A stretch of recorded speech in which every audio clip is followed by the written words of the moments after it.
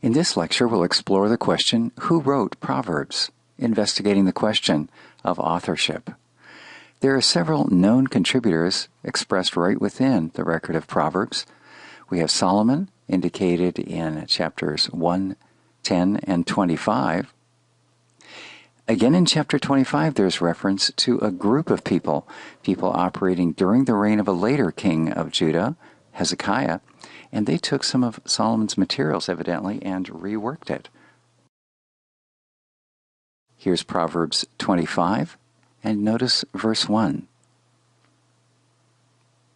Attribution to Solomon, but worked over, copied during the era of King Hezekiah.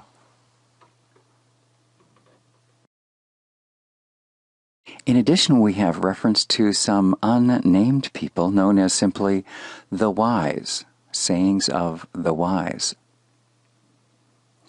There's an individual named Agur who contributed chapter 30. And chapter 31, in verse 1, we have attribution of a woman who was mother of a particular king named Lemuel. And so we see that the primary environment, the primary source, will be that of a royal court, whether Solomon, King Hezekiah's court in the editing process, or the queen mother of Lemuel. Incidentally, this last one illustrates for us that women are held in a position of honor, recognized as legitimate contributors to this corpus of wisdom literature.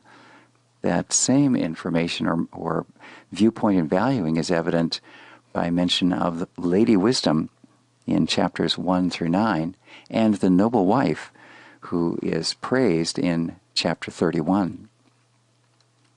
We also want to observe an attitude of acceptance for sources which evidently are non-Israelite. Agur is evidently not an Israelite. And when we ask who was this King Lemuel, we don't find him in the Israelite king list. Consequently, we may infer that King Lemuel's mother, similarly, may have been non-Israelite. And yet within these non-Israelite sources, within their material, we do find a reference to God. And in particular, Agur references not just God in general, but specifically Yahweh or Adonai, the covenant-keeping God, the covenant-making God of the Jews. So let's wrap up what we've seen concerning authorship. First, we know, based on internal evidence, that there was a variety of contributors to the book of Proverbs. Among them were both men and women. Among them, some are named, and some, like the wise, remain unnamed. Some were Israelite, some not, and all presented a reverence for God.